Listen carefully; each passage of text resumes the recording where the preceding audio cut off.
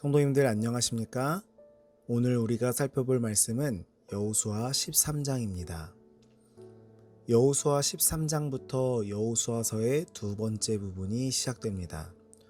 첫 번째 부분 1장부터 12장에는 가나안 땅을 정복하는 역사가 기록되어 있으며, 두 번째 부분 13장에서 24장은 정복한 가나안 땅을 분배하는 것을 다루고 있습니다. 이제 여호수아는 나이가 많았습니다. 그러나 아직 정복하지 못한 땅들이 남아 있었습니다. 그런데 하나님께서는 이제 땅을 분배하라고 말씀하십니다. 먼저 모세 시대에 결정되었던 요단 동편 땅의 분배가 확정되어집니다. 르우벤 지파는 헤스본에서 다스리던 아모리 왕 시온의 모든 영토를 차지했습니다. 갓 자손은 그 윗부분 길르앗 땅의 절반을 차지했습니다. 므낫세 반지파는 가장 북쪽에 있는 바산 옥의 영토와 길르앗 땅의 절반을 기업으로 받았습니다. 영토의 넓이로 보면 므낫세 반지파의 영토가 가장 넓습니다. 므낫세 반지파는 요단 서쪽에서도 넓은 지역을 차지했습니다. 동생 에브라임보다 인정을 받지 못했으나 그의 용감함과 충성스러움으로 유다 지파와 함께 가장 축복을 많이 받은 지파가 됐습니다. 1절에 여호수아가 나이가 많아 늙음에. 나이가 많아 늙음에라는 표현은 보통 임종이 그리 멀지 않은 아주 연로한 상태를 이야기합니다. 일찍이 가데스 바네아의 거역 사건으로 인해 시내 광야에서 계수된 사람들 가운데 여호수아와 갈렙을 제외하고는 살아남은 사람이 아무도 없었습니다. 당시 갈렙의 나이가 85세 정도였기 때문에 여호수아는 거의 100세 가까이 되었을 것입니다. 젊은 시절부터 행군과 전투로 삶을 살아온 여호수아도 이제 기력이 쇠하여 더 이상 일선에서 직접 전투를 지휘할 수 없게 됐습니다. 그래서 하나님께서는 아직 정복되지 않은 나머지 가나안 땅의 정복은 각 지파에게 남겨놓도록 하고 이제 그 땅을 분배할 것을 명령하셨습니다. 여호수아가 이루어 놓은 일과 이스라엘 백성들에게 남겨진 일을 분명히 구별짓는 것이 중요합니다. 여호수아는 가나안 왕들을 정복하고 그들의 군대를 격파함으로써 이스라엘 백성들에게 확고한 발판을 마련해 주었습니다. 하지만 여호수아가 그 땅의 모든 지역에 사는 거민들을 완전히 뿌리 뽑은 것은 아니었습니다. 어떤 민족은 여전히 남아 있었습니다. 블레셋의 5 군주들과 시돈 족속과 레바논 산에 거주하는 히위 족속들이 그들이었습니다. 하나님께서는 아직 쫓아내지 못하고 남아있는 족속들도 쫓아내 주시겠다고 약속하시고 그 땅을 미리 이스라엘에게 분배하여 기업이 되게 하라고까지 하셨습니다. 그러나 이스라엘은 그들을 몰아내지 않고 그들 때문에 두고두고 고난을 당했습니다. 그 이유는 무엇일까요? 이 약속은 다른 유사한 선언들과 마찬가지로 조건적으로 이해를 해야 합니다. 만일 이스라엘 백성들이 여호수아처럼 믿음으로 끝까지 전진했더라면 하나님께서 분명히 그들을 위해 싸우시고 그들에게 승리를 안겨주셨을 것입니다. 그러나 이스라엘은 주저하고 안일에 빠져 그들의 정복을 완수하는 데 실패했습니다. 하나님이 쫓아내겠다고 약속하셨으나 이스라엘이 협력하지 않으므로 쫓아내지 못한 바로 그 백성들이 나중에 이스라엘에게 가장 큰 근심과 수치거리가 되었습니다. 이스라엘 백성들이 하나님과의 약속에서 자신들의 몫을 다 수행하지 못했기 때문에 약속은 성취되지 않은 채로 남아있게 됐습니다. 우리에게 성취되지 않은 하나님의 약속이 있다면 부지런히 살펴서 그 이유를 찾아야 합니다. 우리는 혹시 우리의 몫을 다하지 않고 있지는 않습니까? 우리에게 주시는 은혜만 바라보면서 우리 쪽의 언약을 잊어버리고 등한시하고 있지는 않은지 다시 한번 생각해 보아야 합니다.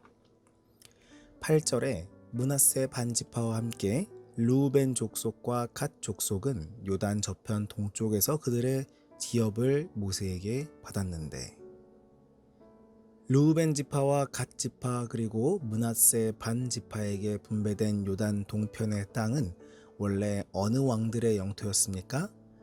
그들이 기업으로 받은 요단 동편의 땅은 원래 헤스본에서 다스리던 아모리 족속 왕 시혼의 땅과 북쪽 바산 왕 옥의 영토였습니다. 그것은 모압과의 경계인 아르논 골짜기에서부터 시작하여 북쪽으로 굉장히 넓은 땅에 걸쳐 있었습니다. 그 땅은 아이성에서 참패한 여호수아가 차라리 이스라엘 12지파가 요단 동편의 땅으로 만족했더라면 좋을 뻔했다고 탄식할 만큼 넓었습니다.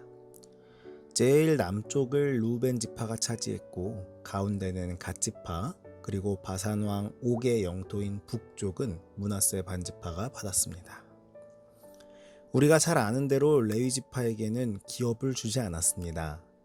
레위 지파의 기업에 대해서는 여호수아 13장 14절 그리고 33절에 나타나며, 여호수아 14장 3절로 4절 그리고 18장 7절에서 또다시 언급됩니다. 하나님께서 이렇게 자주 반복하시는 이유는 이스라엘 백성들이 레위 지파에 대한 저들의 의무를 상기하도록 돕기 위함이었을 것입니다. 또한 레위 지파에 속한 사람들에게도 저들이 여호와를 위한 봉사자들이며 저들의 생애가 하나님을 섬기는 일에 바쳐졌다는 것을 각인시키기 위한 목적이었을 것입니다. 22절에 점술가 발람도 칼날로 죽였더라. 발람은 한때 하나님의 선지자라고도 불리웠습니다. 그러나 보상과 명예를 위해 자신을 팔아 하나님의 선지자의 위치에서 타락하여 술사가 되었습니다.